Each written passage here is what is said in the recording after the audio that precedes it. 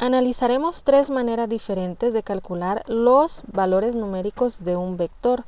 Recordemos que un vector es una representación esquemática de una situación física en particular. En el caso de este vector fue obtenido a través del simulador PhET. Cuando utilizamos los simuladores PhET tenemos información sobre la magnitud, sobre el ángulo y sobre cada una de sus componentes. Podemos saber que el ángulo es de 26.6, podemos ver las componentes proyectadas en los ejes y saber cuánto valen. Nos referimos a su magnitud, su componente en X, su componente en Y y el ángulo de referencia. Como vimos en el simulador, el valor de la magnitud es de 11.2, su componente en X es de 10, su componente en Y de 5 y su ángulo de 26.6. El propósito de este ejercicio es mostrarte cómo teniendo dos de estos valores se pueden encontrar los otros dos, utilizando las funciones trigonométricas y también el teorema de Pitágoras. Analicemos un primer caso. ¿Qué pasa cuando conocemos la magnitud del vector y su ángulo? Muchos ejercicios solo nos van a dar esos dos datos de referencia para que nosotros podamos calcular los otros dos que hacen falta, la componente en X y la componente en Y. Veamos este ejemplo. Dibujaremos el vector A. Para dibujar un vector siempre tenemos que hacer el plano cartesiano, que es nuestro sistema de referencia. En este caso vamos a dibujar el plano cartesiano y le vamos a dar prevalencia al primer cuadrante porque es ahí donde está ubicado nuestro vector. Vamos a hacer un vector que va a tener un ángulo de 26.6. Lo vamos a marcar, aquí tenemos 10, aquí tenemos 20, aquí sería 25 y 26.6 quedaría más o menos por ahí. Ahora nuestra escala será 1 centímetro, entonces vamos a hacer 11.2 centímetros, de tal manera que este sería el vector A. Tenemos un ángulo de 26.6 grados y el vector A que tiene una magnitud de 11.2 centímetros. En esta situación vamos a ver cómo podemos obtener las componentes de este vector dada su magnitud y el ángulo de referencia. Para esto debemos auxiliarnos de las relaciones trigonométricas. Las relaciones trigonométricas nos permiten relacionar las distintas partes de un triángulo rectángulo con su ángulo para obtener los valores numéricos de estos lados. En este caso, aquí hay una componente en Y y aquí hay una componente en X.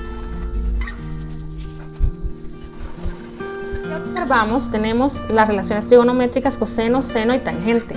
Cada una de ellas involucra el lado adyacente, como lo vemos en el coseno, el lado opuesto, como lo tenemos aquí en la tangente, también en el seno, y la hipotenusa. Los tres lados de los triángulos rectángulos los podemos encontrar con estas tres relaciones trigonométricas. El ángulo se encuentra en todas ellas, de tal manera que podemos utilizar el seno para encontrar el lado opuesto. Alguien podría decir, ¿y por qué no la tangente? Aquí también está el lado opuesto. Bueno, porque no sabemos cuánto vale el lado adyacente y no podemos resolver una ecuación que tiene dos incógnitas. En este caso no sabemos cuánto vale el opuesto ni el adyacente, solo sabemos cuánto vale el ángulo. En el caso del coseno sabemos cuánto vale la hipotenusa porque vale 11.2 y cuánto vale el ángulo que vale 26.6. Entonces vamos a sustituir en la ecuación. La hipotenusa está dividiendo, entonces va a pasar al otro lado a multiplicar. Y eso nos daría el lado opuesto. Vamos a sustituir los valores, que en este caso 11.2 por el seno de 26.6 y eso me va a dar el valor del lado opuesto. Entonces tengo aquí 11.2 por el seno de 26.6. Ahí está, 5.01.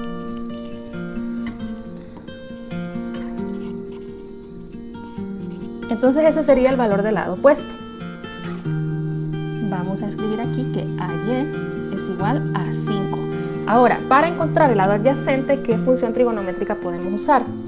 Pues podríamos usar o cualquiera de las relaciones trigonométricas o el teorema de Pitágoras, pero en este ejemplo nos concentraremos en las relaciones trigonométricas. Vamos a tomar el coseno, porque aquí está el lado adyacente, que es el que andamos buscando, sobre la hipotenusa. De manera similar al ejemplo anterior, la hipotenusa está dividiendo, entonces va a pasar al otro lado multiplicando. Así que el lado adyacente sería la hipotenusa 11.2 por el coseno de 26.6.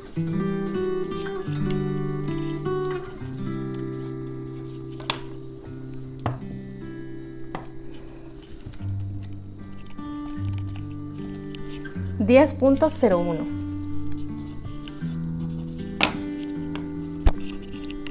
Sería el lado adyacente, de tal manera que aquí tenemos 10.01 centímetros. Entonces hemos encontrado el lado adyacente y también el lado opuesto, que si te fijas coinciden a los valores que hemos calculado a través del simulador.